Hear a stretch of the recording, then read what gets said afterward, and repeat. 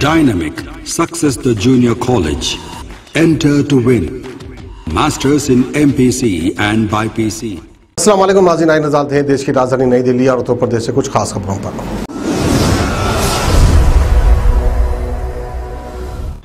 दिल्ली में शराब के शौकीनों के लिए अच्छी खबर है। जानकारी के मुताबिक राजधानी में आज से शराब की होम डिलीवरी शुरू हो जाएगी। लोग अब घर बैठे मोबाइल ऐप और वेबसाइट से ऑर्डर करके शराब अपने घर पर मंगवा सकते हैं। आपको बता दें कि हाल ही में दिल्ली सरकार ने आबकारी नीति में बदलाव कर शराब की होम डिलीवरी की परमिशन दी थी और अब आज शुक्रवार से दिल्ली में ये सुविधा चालू हो जाएगी। इस फैसिलिटी से लोगों को शराब खरीदने के लिए लाइन में नहीं लगना पड़ेगा और न ही ड्राई डे की भी चिंता होगी। इसी के साथ आपको ये भी बता दें कि दिल्ली सरकार से जारी नोटिफिकेशन में ये साफ कह दिया गया है कि वही शराब की दुकानें होम डिलीवरी कर पाएंगे जिनके पास L13 लाइसेंस होगा। दिल्ली सरकार ने कहा कि L13 नियम पुराना है, लेकिन इस नियम में ही संशोधन किया जाएगा। नोटिफिकेशन में सिर्फ ये भी कह दिया गया है कि सिर्फ रिहायशी घरों में ही शराब सेंटर से शराब की सप्लाई की जाएगी और किसी भी ट्यूशन इंस्टीट्यूट, पीजीज, ऑफिस, इन सभी जगहों पर नहीं की जाएगी। और साथ ये भी कहा गया कि देशी और विदेशी दोनों तरह की शराब की होम डिलीवरी की जाएगी। तो इसी के तहत दिल्ली के उपराज्यपाल ने इस नीति के तहत शराब पीने की उम्र 25 साल से कम करके 21 साल भी कर दी है। दिल्ली के नजफगढ़ इलाके में आज सुबह एक भीषण सड़क हादसे में 4 लोगों की मौत हो गई है। मरने वालों में से 3 एक ही परिवार के बताए जा रहे हैं। गौरतलब है कि नजफगढ़ में तेज रफ्तार डंपर ने सुबह सुबह सैर पर निकले लोगों को कुचल दिया। डंपर की चपेट में आने से 4 लोगों की मौत हो गई। पुलिस से मिली जानकारी के अनुसार मरने वालों में 3 एक ही परिवार से हैं। हादसा सुबह करीब 5:15 बजे नजफगढ़ की फिरनी रोड पर हुआ है। मृतकों की पहचान अशोक, ईशांत, किरण और जवाहर के रूप में हुई है, लेकिन अशोक, ईशांत और किरण एक ही परिवार से बताए जा रहे हैं। बताया जा रहा है कि डंपर ड्राइवर नशे में था या नहीं, अभी तक इस बात का पता नहीं चल पा रहा है, लेकिन पुलिस ने डंपर ड्राइवर को गिरफ्तार कर लिया और उसका मेडिकल भी करवाया जा रहा है। और साथ ही पुलिस ने सभी बॉडीज को कब्जे में लेकर पोस्टमार्टम के लिए भी भेज दिया है।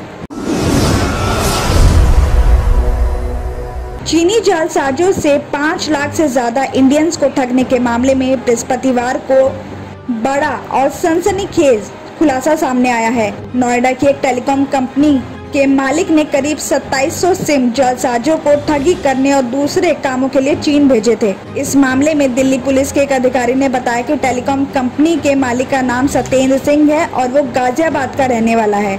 साइबर सेल ने जब चीनी ठगों के इस गिरोह का पर्दाफाश किया तो पकड़े गए सिम इस कंपनी के कर्मचारियों के नाम भी रजिस्टर्ड थे।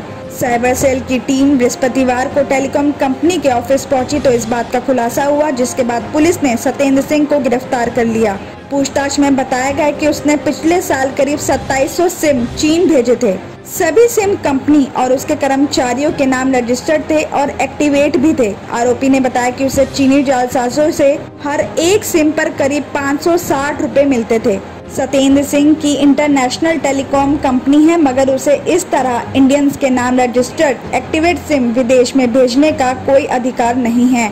तो वहीं दिल्ली पुलिस अधिकारियों ने इस बात की भी आशंका जताई है कि हो सकता है इन सिम का चीन में भारत के खिलाफ गलत तरीके से इस्तेमाल किया जा रहा हो।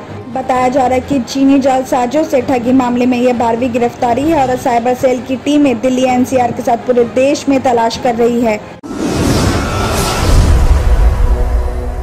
दिल्ली से सटे गाजियाबाद के साहिबाबाद लिंक रोड के इंडस्ट्रियल एरिया साइट 4 के जनता पेंट मार्ट नाम से एक फैक्ट्री में गुरुवार यानी कल शाम करीब 4 बजे अचानक भीषण आग लग गई। बताया जा रहा है कि ये पेंट और वार्निश बनाने की सतनाम सिंह की फैक्ट्री है। गुरुवार को फैक्ट्री में काम चल रहा था, जहां 1 दर्जन कर्मचारी मौजूद थे। पेंट और केमिकल के चलते आग ने विकराल रूप ले लिया और देखते ही देखते आग की ऊंची लपटें निकलने लगी। वहां रह रहे लोगों ने इस मामले की खबर फायर स्टेशन और पुलिस को दी। ये खबर मिलते ही वैशाली, साहिबाबाद और कोतवाली की करीब 6 गाड़ियां मौके पर पहुंच गयीं। बताया जा रहा है कि फैक्ट्री को तीनों ओर से घेरकर आधे घंटे की कोशिशों के बाद आग पर काबू पा लिया गया।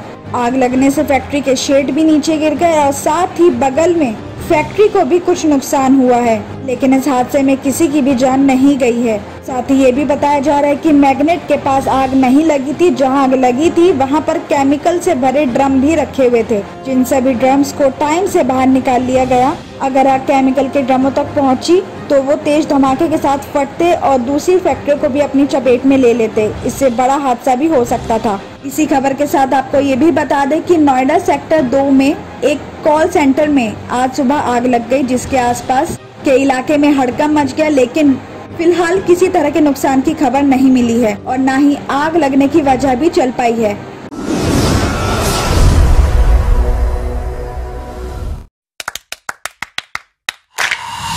Dynamic Success the Junior College. Enter to win. Masters in MPC and BPC. Integrated coaching for NEET, IIT, JEE. Separate block for girls. Better coaching, better planning, better environment with better results. Opposite Madanapet Mandi, Saeedabad, Hyderabad. Phone 04029701124. An Institute of Success Schools.